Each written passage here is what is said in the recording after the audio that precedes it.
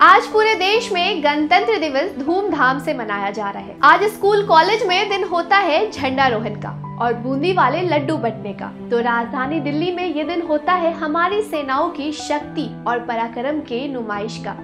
आज हम दुनिया को दिखाते हैं कि एक गणतंत्र के रूप में हम कितने मजबूत हुए हैं और दुनिया की ताकतवर देश की लिस्ट में हम कहां खड़े हैं।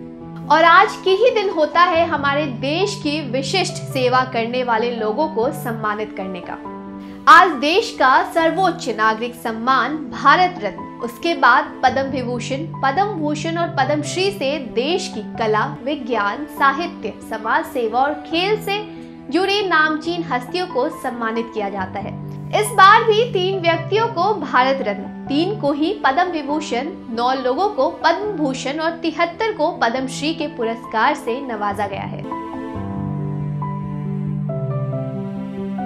पद्म पुरस्कार पाने वालों की लिस्ट काफी लंबी है, लेकिन आज हम आपको भारत रत्न पाने वाले 3 विभूतियों के बारे में बताएंगे। इस लिस्ट में पहला नाम है नानाजी देशमुख का। नानाजी देशमुख को यह अवार्ड मरणोपरांत दिया जा रहा है।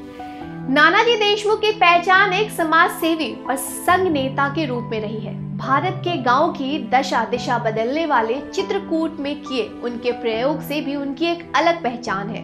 बात है 1977 की, जब जनता पार्टी की सरकार में मोरारजी देसाई प्रधानमंत्री बने। उन्होंने नानाजी देशमुख को मंत्री बनने का ऑफर रखा। नानाजी ने यह ऑफर यह कहकर ठुकरा दिया कि 60 वर्ष से अधिक की उम्र के लोगों को सरकार से बाहर रहकर समाज सेवा करनी चाहिए।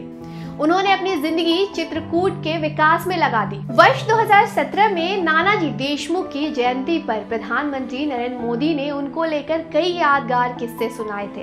उन्होंने कहा था कि एक बार पब्लिक प्रोग्राम में जयप्रकाश जी पर हमला हुआ। बगल में खड़े नानाजी ने अपने हाथों पर हमला झेल लिया।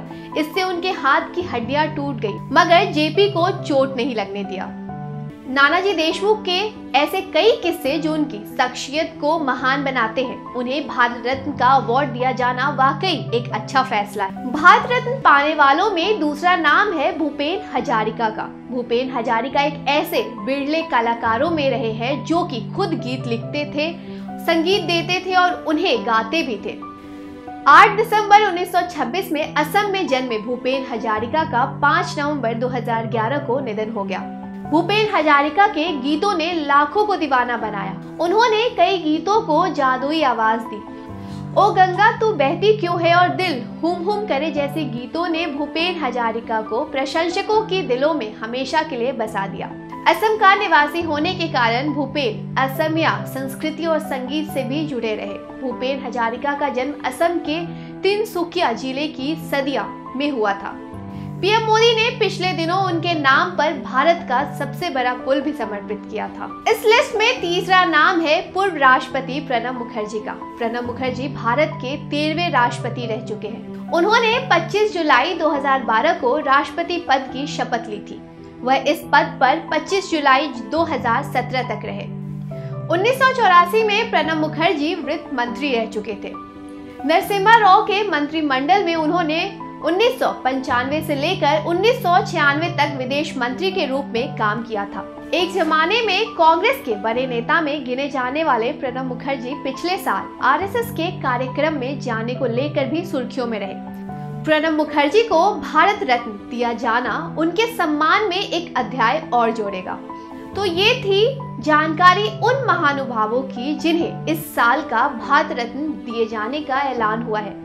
नानाजी देशमुख और प्रणब मुखर्जी के बारे में और जानने के लिए आप हमारे दूसरे स्पेशल वीडियोस को हमारे चैनल पर देख सकते हैं। अगर आप हमें फेसबुक पर देख रहे हैं तो फॉलो करें और सी फर्स्ट करें, और अगर यूट्यूब पे देख रहे हैं तो सब्सक्राइब करें और बेल आइकन दबा दें।